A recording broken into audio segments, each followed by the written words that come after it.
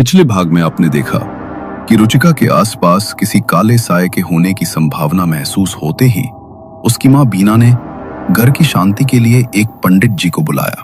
पंडित जी ने उन्हें बताया कि घर में किसी बहुत शक्तिशाली ताकत का साया है। हवन के बीच ही पंडित जी घायल हो जाते हैं और उन्हें लेकर बीना और रुचिका अस्पताल पहुंच जाती हैं।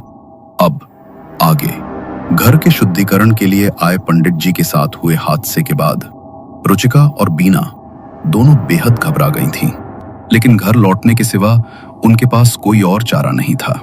माँ, पापा ना सही, भाई को तो फोन पर हम अपनी परेशानी बता ही सकते हैं ना।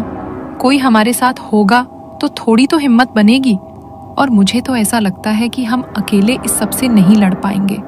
बेटी की बात सुनकर बीना ने बेटे सुधीर को फोन करके घर बुला लिया।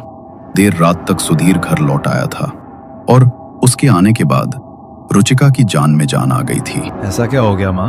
मैं अपनी क्लासेस छोड़कर आया हूँ, सब ठीक तो है ना? आपने कॉल पर भी कुछ नहीं बताया? बस बेटा, बहुत नकारात्मक ख्याल आ रहे थे। घर काटने को दौड़ रहा था। रुचिका की भी तबीयत कुछ ठीक नहीं है, तो सोचा तू आकर सब संभाल लेगा। और फिर माँ बीना ने एक एक करके सारी घटनाएं बेटे सुधीर को बता दी। अच्छा ठीक है, आप घबराइए नहीं, मैं हूँ आपके पास। उस रात घर में सभी ने खाना खाया और सोने चले गए। ये पहली रात थी जब घर में सब कुछ सामान्य नजर आ रहा था। पूरी रात शांति से बीत गई। अगले 2 दिन सुधीर घर पर ही रहा और इन 2 दिनों में घर पर कोई भी अप्रिय घटना नहीं हुई। सब ठीक है माँ, आप लोग बिना बात ही घबरा रहे हैं। मुझे ऐसा लगता है कि जो कुछ भी था पंडित जी के हवन के कारण वो बला टल गई है। आप लोग भी अब घबराइए मत और धीरे धीरे नॉर्मल होने की कोशिश करिए।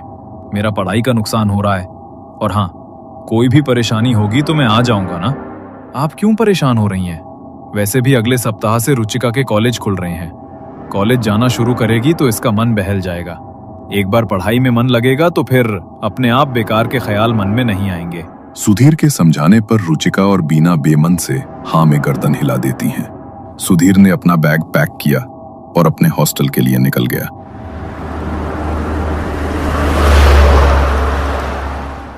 भैया ठीक कह रहे थे माँ, आखिर कब तक उन्हीं बातों को पकड़कर बैठे रहेंगे। मैं आज से अपने कमरे में ही सोऊंगी, रात में देर तक पढ़ाई किया करूंगी। और वैसे भी मुझे भी तो भैया की तरह आगे बढ़ना है, उसके लिए तैयारी तो करनी पड़ेगी ना। ठीक है बेटा, तू अपने कमरे में सोना, लेकिन कमरे का दरवाजा खुला रखना, मुझे तसल्ली रहेगी। मैं ठीक हूँ माँ, आप चिंता छोड़ दो।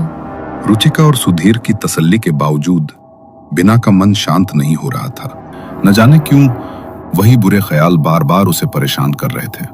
अपने मन को उम्मीद की एक किरण देने के लिए उसने मंदिर में एक अखंड दीपक जलाने का फैसला किया। मंदिर में सांझ की दियाबाती करने के बाद रुचिका और बीना ने खाना खाया और अपने अपने कमरे में आराम करने चली गईं। आधी रात का समय होगा कि अचानक प्यास से बीना की नींद टूट गई। वो रसोई में जाकर पानी पी ही रही थी कि तभी उसकी नजर मंदिर की ओर गई। उसका अखंड दीपक बुझ चुका था। उसे देखते ही बीना के पैरों तले जमीन खिसक गई। मैं भी कुछ ज्यादा ही सोच रही हूँ। हाँ, मेरी ही गलती से दीपक बुझ गया होगा।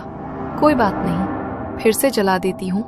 बीना मंदिर में दीपक जला ही रही थी कि तभी उसकी नजर रुचिका के कमरे की ओर पड़ी। रुचिका के कमरे के अंदर से हल्का हल्का धुआं बाहर आ रहा था और उस ओर से एक तेज सुगंध भी आती हुई महसूस हो रही थी। बीना के मन में हलचल मच गई। वो थोड़ा घबराते हुए रुचिका के कमरे की ओर बढ़ने लगी कि तभी दरवाजे पर ही उसके कदम ठिठक गए।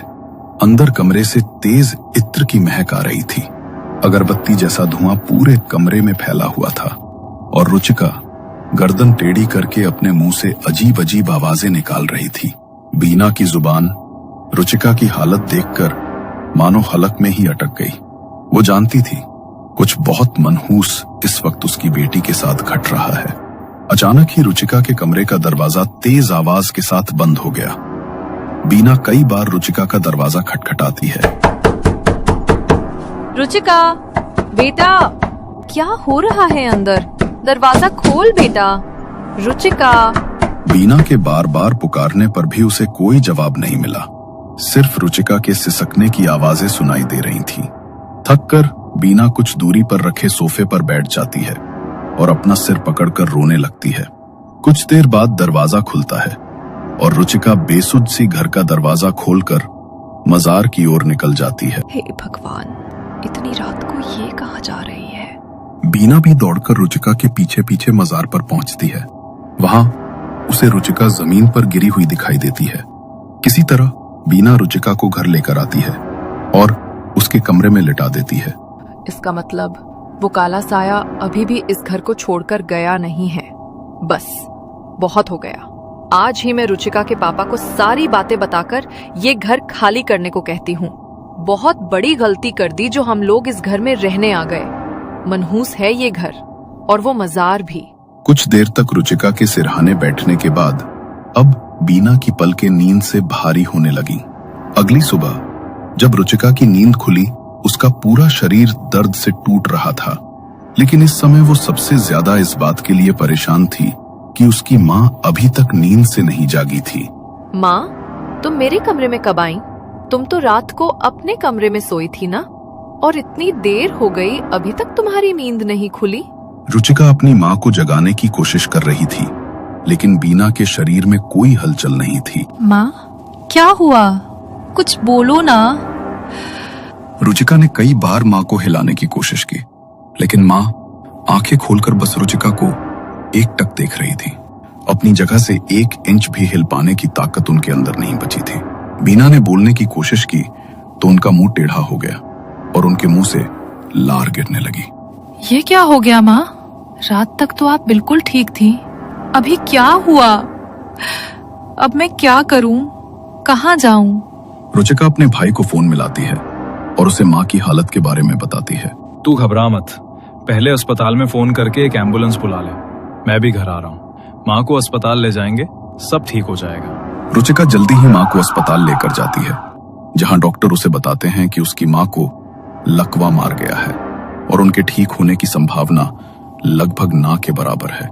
पूरे 2 दिन अस्पताल में बिताने के बाद दुखी मन से रुचिका और सुधीर माँ को घर ले आते हैं। बस बहुत हो गया भैया, आखिर कब तक हम सब कुछ देखकर भी अनजान बने रहेंगे? मुझे लगता है कि अब समय आ गया है कि हमें पापा को सब कुछ बता देना चाहिए। जो कुछ भी हो रहा है ना, इस मनहूस घर की वजह से ही हो रहा है। हमें ये घर जल्द से जल्द खाली कर देना चाहिए। अरे पागल, डॉक्टर ने बताया ना, माँ को लकवा हो गया है और बीमारी तो किसी को भी हो सकती है ना, इसमें घर का क्या दोष है? आप समझ क्यों नहीं रहे हैं भैया?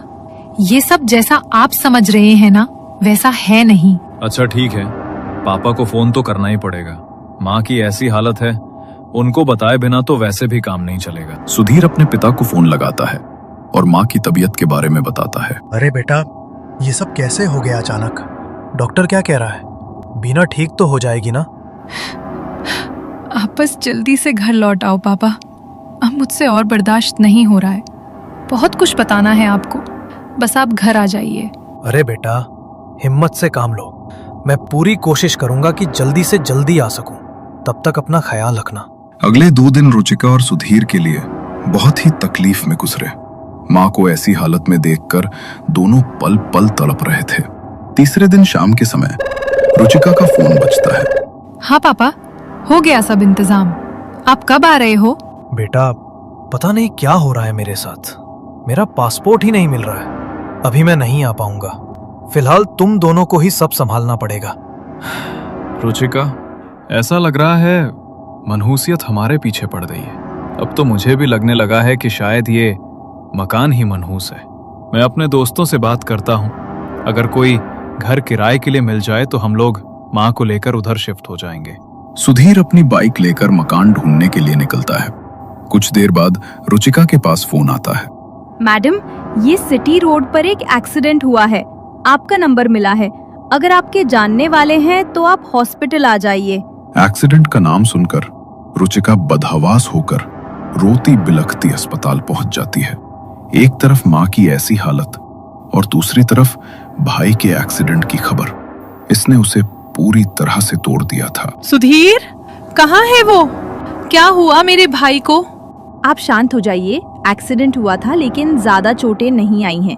फिलहाल पैर में माइनर फ्रैक्चर है, कुछ दिनों तक बिस्तर से नहीं उठ पाएंगे। आपको ध्यान रखना होगा। नर्स की बात सुनकर रुचिका की जान में जान लौट आती है। वो बदहवास सी भाई के पास पहुंचती है और सुधीर को गले लगाकर जोर जोर से रोने लगती है। हमने किसी का क्या बिगाड़ा है भैया? ये सब हमारे साथ ही क्यों हो रहा है? घबरा मत, मैं ठीक हूँ। चल घर चल, माँ अकेली होगी। मैं सपोर्ट से थोड़ा हिलने डुलने की कोशिश कर लूंगा, तू परेशान मत हो। किसी तरह हिम्मत करके रुचिका सुधीर को लेकर घर लौटती है और भाई का बिस्तर भी माँ के ही कमरे में लगा देती है।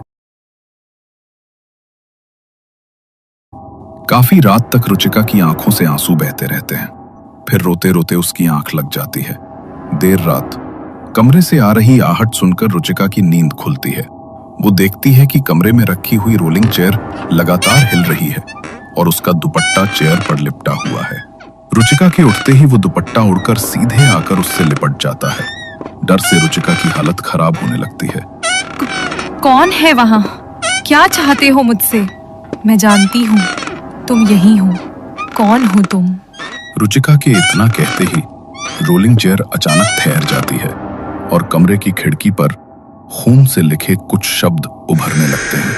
अगर अपनी माँ और भाई की जान बचाना चाहती है तो इस घर से जाने के बारे में सोचना भी मत। खुले बाल और गुलाब वाला इत्र मुझे बहुत पसंद है, लगा कर रखा कर। कौन है? कौन है यहाँ? मेरा पीछा क्यों नहीं छोड़ते? रुचिका की बात के जवाब में अचानक धुएं से बनी एक विशाल इंसान नुमा आकृति कमरे के कोने में उभरती है और अगले ही पल रुचिका को फिर से अपनी कमर पर किसी का हाथ महसूस होता है। वो हाथ उसके चेहरे को छूता हुआ धीरे धीरे उसके बालों तक सरक रहा था। इस स्पर्श से रुचिका भीतर तक कांप उठी। वो कमरे से बाहर भागने की कोशिश करती है। तभी अचानक एक फूलदान नीचे गिरता है और उसके पैर से खून बहने लगता है। बहते खून में फिर से अक्षर उभरने लगते हैं। मैंने तुझे चुना है, अब तू मेरी है, सिर्फ मेरी। ये देखकर रुचिका की आंखें डर से फटी रह जाती हैं। उसका सिर चकराने लगता है। ऐसा महसूस होता है कि वो अपने होश खो देगी। क्या रुचिका और उसके परिवार पर हो रही सारी परेशानियों के पीछे इसी शैतानी ताकत का हाथ है, या फिर ये सब सिर्फ एक संयोग है? क्या रुचिका ये घर छोड़कर निकल पाएगी? क्या होगा रुचिका का अगला कदम? जानने के लिए देखना ना भूलें कहानी का अगला भाग।